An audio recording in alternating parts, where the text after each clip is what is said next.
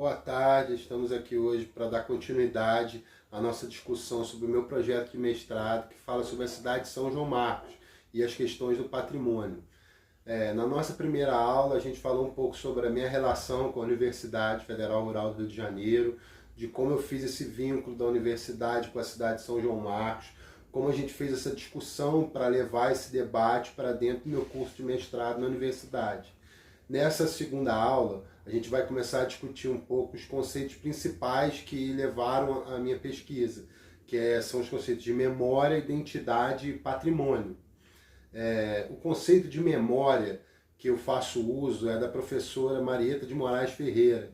Ela discute o conceito de memória pensando memória como alguma coisa ampla, uma coisa que tem poder. A memória é uma coisa seletiva, uma coisa que a gente decide o que fazer, decide o que recordar, o que lembrar. E ela pode ser usada de várias formas.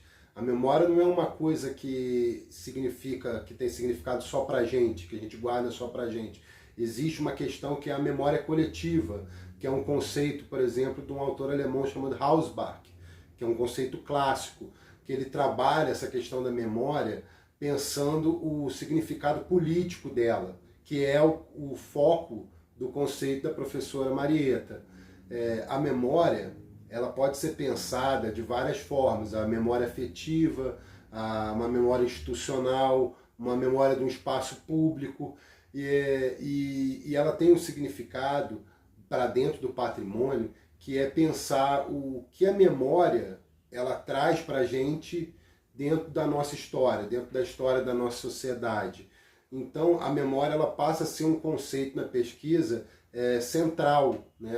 Ela vai se entrelaçar principalmente com os outros dois conceitos, que são o conceito de identidade e o conceito de patrimônio.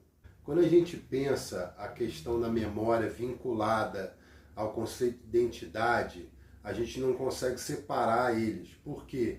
Porque a formação da identidade do indivíduo parte da história dele e da forma com que ele recorda a sua vivência e a vivência dos seus antepassados, seu lugar de vivência, a sua infância, suas memórias afetivas.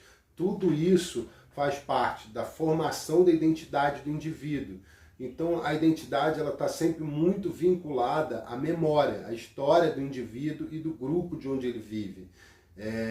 Existe uma coisa, um conceito que é muito trabalhado pelo Lowenthal, que é um outro autor que a gente trabalha muito na dissertação, que é o conceito de memória-prima, que é essa memória que abraça a identidade do indivíduo, abraça a identidade do grupo, e que é crucial para ele se colocar dentro da sociedade, para ele se inserir dentro dos grupos e localizar a sua identidade. Um outro autor que é crucial para entender o conceito de identidade, o conceito moderno de identidade que a gente usa na dissertação, é o Stuart Hall. Stuart Hall é um pensador inglês que discute muito a questão da identidade e da globalização, da modernização dessa identidade.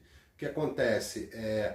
A modernidade, a globalização, ela faz por apagar as identidades locais, porque ela propaga uma cultura globalizante, e isso acaba por destruir parte dessas identidades locais, e principalmente identidades que são vinculadas ao passado, né?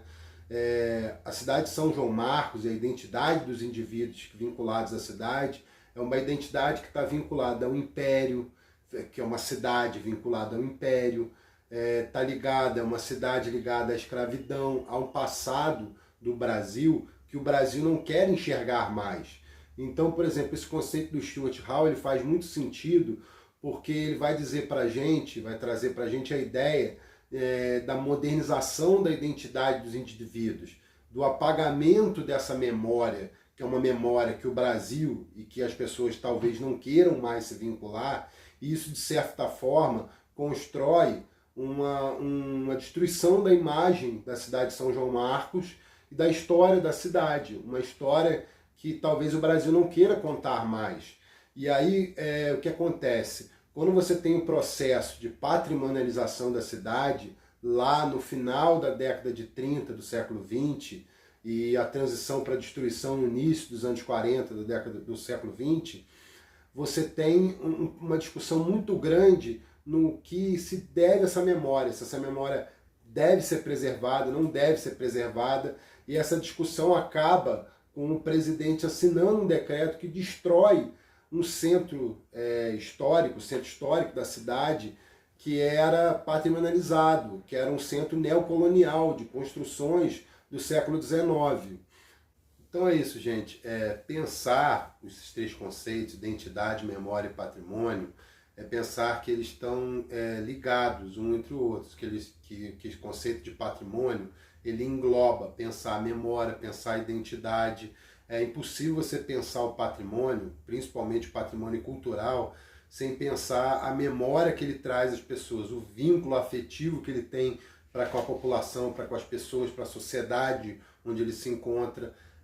O patrimônio ele está sempre ligado às questões da memória e por isso ele acaba formando parte da identidade do indivíduo e do grupo. A memória se apoia ao patrimônio singular para conferir significado e assim ela serve de base, de alicerce para o desenvolvimento da mentalidade individual e assim formando parte da identidade das pessoas. Isso é uma forma de pensar que a gente traz do professor José Reginaldo Gonçalves, que é um professor brasileiro que pensa muito essa questão do patrimônio, principalmente do patrimônio paulista. Pensar o patrimônio é pensar que o patrimônio ele não tem uma questão homogênea, ele às vezes vai ser genérico para os grupos, ele vai ter significado para grupos específicos, a gente vai ter patrimônios que eles têm significado para a nação inteira, mas vão ter patrimônios que guardam significado cultural e principalmente da história de populações locais, populações específicas dentro de um país igual ao nosso, que é um país de proporções continentais. O patrimônio, principalmente o patrimônio cultural, o patrimônio dos modos de fazer, o patrimônio da criação, o patrimônio da identidade cultural dos grupos, ele está sempre muito ligado à memória e aos vínculos de identidade que ele tem para com esses grupos. A gente tem que pensar também, refletir, que falar sobre patrimônio é pensar que existem três grandes agentes na construção dessa ideia de patrimônio, que é o setor privado, os grupos sociais e o Estado, na construção do patrimônio. E esse patrimônio, às vezes, ele tem significados que vão ser múltiplos, né? Podem ser políticos, podem ser sociais, podem ter significado só de recordação, por exemplo, de uma tragédia, se a gente for pensar, por exemplo, os monumentos na Alemanha em relação ao Holocausto. Pensar o patrimônio, pensando através do raciocínio do professor Canclini, pensar que o patrimônio ele tem diversas facetas que às vezes precisam ser estudadas especificamente na construção da ideia de patrimônio, que vão englobar, claro, como a gente já disse aqui, principalmente as questões referentes à memória e à identidade. No caso de São João Marcos, o que acontece? O governo brasileiro e o Estado brasileiro agiram de forma a apagar essa memória, apagar esse patrimônio. Essa é a opinião do autor aqui que vos fala, e parte da minha conclusão da dissertação. O patrimônio de São João Marcos trazia uma memória que não fazia mais sentido para um Brasil moderno, como a gente já falou um pouco na primeira aula.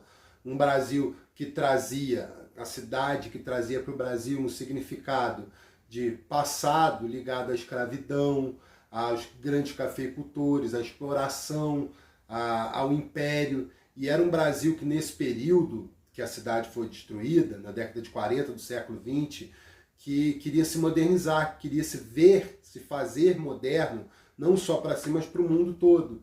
Então, o que acontece? A gente vai concluir essa segunda aula com esse pensamento, pensando que talvez a cidade de São João Marcos, o patrimônio de São João Marcos, tenha sido destruído não só por uma necessidade da ampliação do reservatório de Lages para fornecer água para a capital do Brasil nesse momento, que era a cidade do Rio de Janeiro, mas também pode ter sido por uma ação política.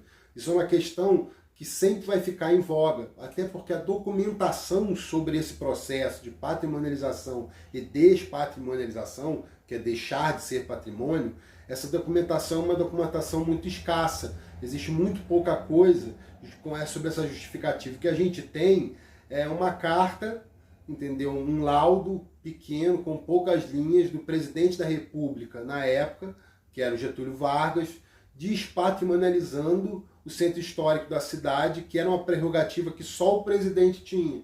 Mas é uma coisa muito vaga, uma justificativa é muito vaga. E isso acabou meio que ampliando o interesse, não só meu, como da academia de forma geral, para entender o porquê que esse patrimônio foi destruído. E o que esse patrimônio, o significado desse patrimônio ser destruído, traz como voga para a nossa história, como país, né? De como é que a gente seleciona, como a escolha desses patrimônios é sempre muito seletiva. A professora Paula Porta vai falar um pouco sobre isso, ela vai refletir que o patrimônio, se ele perde o significado para o grupo, ele às vezes perde o sentido de existir. Mas isso é uma coisa que assim, a academia discute muito, os significados da existência ou não do patrimônio.